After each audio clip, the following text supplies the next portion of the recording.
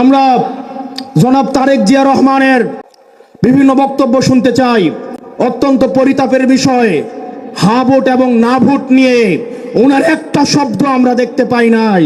জনাব তারেক জিয়া, আপনি স্পষ্ট করুন আপনার বিবেক এবং মুখ কোথায় বর্গা দেওয়া আছে?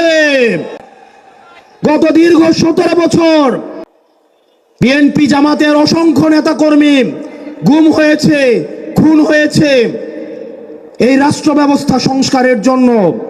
আজকে যখন রাষ্ট্র ব্যবস্থা সংস্কারের সুবর্ণ সুযোগ তৈরি হয়েছে, অত্যন্ত পরিতাপের বিষয়, কিছুদিন হয়তো পরে আমরা শুনতে পাবো হাসিনা ছাড়া ফেসিবাদ ব্যবস্থার সবকিছুই আপনারা রেখে দেন। শুধু এই কথাটা হয়তো লজ্জায় তারা বলতে পারছে না। হাসিনা ব্যবস্থার বিচার ব্যবস্থা ভালো, হাসিনার পুলিশ ভালো, হাসিনার প্রশাসন ভালো, কেবলমাত্র হাসিনাই ভালো না।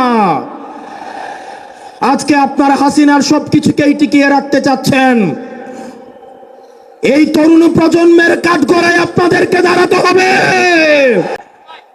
অসংখ্য লক্ষ তরুণ প্রজন্ম যারা প্রধানমন্ত্রী হইতে আসে নাই, শুধুমাত্র এই দেশটাকে ভালোবেসে রাস্তায় নেমে এসে বুকের তাজা রক্ত ঢেলে দিয়ে হাসিনাকে ভারতে পালাতে বাধ্য করেছে।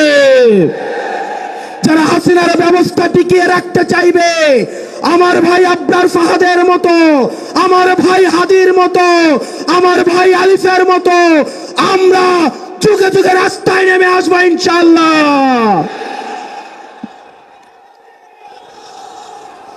বাংলাদেশ স্পষ্টতই দুই ভাগে বিভক্ত। এক ভাগ গোলামীকে বরণ করার জন্য প্রস্তুত হচ্ছে, আরেক ভাগ আজাদির পক্ষে অবস্থান নিয়েছে। এক ভাগ ভারতীয় আধিপত্যের কাছে মাথা নত করেছে, আরেক ভাগ ভারতীয় আধিপত্যের বিরুদ্ধে বিদ্রোহ ঘোষণা করেছে। আমরা জানি আমাদের পথটা লম্বা, আমাদের এই লড়াইটা অনেক দীর্ঘ।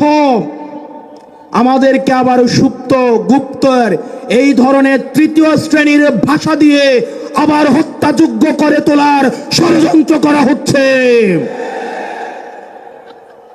গত 17 বছর ধরে যারা ভার্চুয়ালি দল চালিয়েছে, জুলাই পরবর্তী 1.5 বছর অপেক্ষা করেছে দেশে আসার জন্য, তাদের কাছ থেকে আমরা গুপ্ত সত্য লেকচার শুনবো ইনশাআল্লাহ।